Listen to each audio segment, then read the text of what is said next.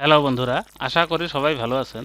Computer শিক্ষা 24 চ্যানেলে আপনাদেরকে স্বাগতম। আজকের ভিডিওতে আমি আলোচনা করব মাইক্রোসফট এক্সেলে কিভাবে আমরা একজ্যাক্ট ডে, মান্থ এবং ইয়ার বের করতে পারি ওগুলো নিয়ে। তো আসুন ভিডিওটি শুরু করি। এখানে দেখেন মাইক্রোসফট এক্সেলে আমি একটি চার্ট তৈরি করে রেখেছি।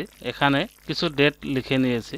তো এই ডেটগুলির ডে, মান্থ এবং ইয়ার বের করব টেক্সট ফর্মুলা ইউজ করে। তো আসুন কিভাবে টেক্সট ফর্মুলা ইউজ করে ডে, মান্থ এবং ইয়ার বের করা যায় ওগুলো শিখে নেই।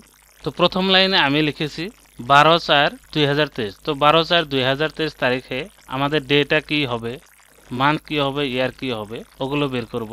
তো প্রথমে আমরা ডেটা বের করব। তো এখানে ফর্মুলা লিখব ইকুয়াল টেক্সট, তারপর ব্র্যাকেট ওপেন করব, তারপর আমরা এই ভ্যালুটি সিলেক্ট করব। সিলেক্ট করার পর একটি কমা দেব। এবার আমরা ঊর্ধ্বকমার ভিতর 4 বার ডি লিখব, যেহেতু আমরা ডে বের করব। তো এখানে 4 বার ডি লিখব। লেখার পর ঊর্ধ্বকমা ক্লোজ করে ব্র্যাকেটটি ক্লোজ করব, তারপর এন্টার প্রেস করব। তো দেখেন 12/4/2023 তারিখে আমাদের ডেটা হবে ওয়েডনেসডে। ওইভাবে আমরা মান্থ বের করব। তো মান্থ বের করার জন্য ইকুয়াল টেক্সট লিখব। লেখার পর ব্র্যাকেট ওপেন করব, তারপর আমরা ভ্যালুটি সিলেক্ট করব। এবার একটি কমা দেব, তারপর ঊর্ধ্বকমার ভিতর আমরা 4 বার এম লিখব, যেহেতু আমরা মান্থ বের করব। তো এখানে 4 বার এম লিখব। লেখার পর ঊর্ধ্বকমা ক্লোজ করে ব্র্যাকেট ক্লোজ করব। এবার এন্টার প্রেস করব। তো দেখেন মান্থ হবে এপ্রিল। এবার আমরা ইয়ারটি বের করব। তো ইকুয়াল টেক্সট লিখব। লেখার পর ব্র্যাকেট ওপেন করব। এবার আমরা ভ্যালু সিলেক্ট করব।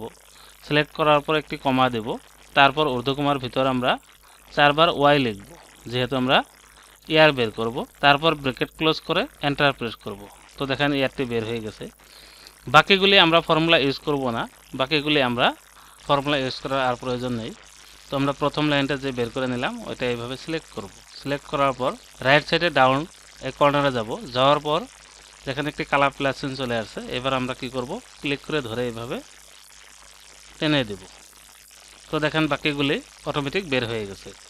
তো এখানে রয়েছে যেরকম লাস্ট সেলটা আমরা যদি দেখি 20/12/2004। তো 20/12/2004 আমাদের ডেটটা হবে মানডে এবং এখানে রয়েছে 12।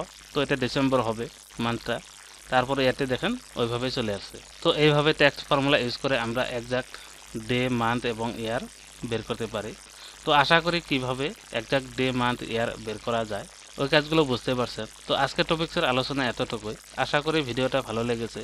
তো ভিডিওটা ভালো লাগলে লাইক করবেন, কমেন্ট করে মতামত জানাবেন, বন্ধুদের সাথে শেয়ার করবেন এবং পরবর্তী এই ধরনের কম্পিউটার রিলেটেড টিউটোরিয়াল পাওয়ার জন্য চ্যানেলটি অবশ্যই সাবস্ক্রাইব করে নেবেন।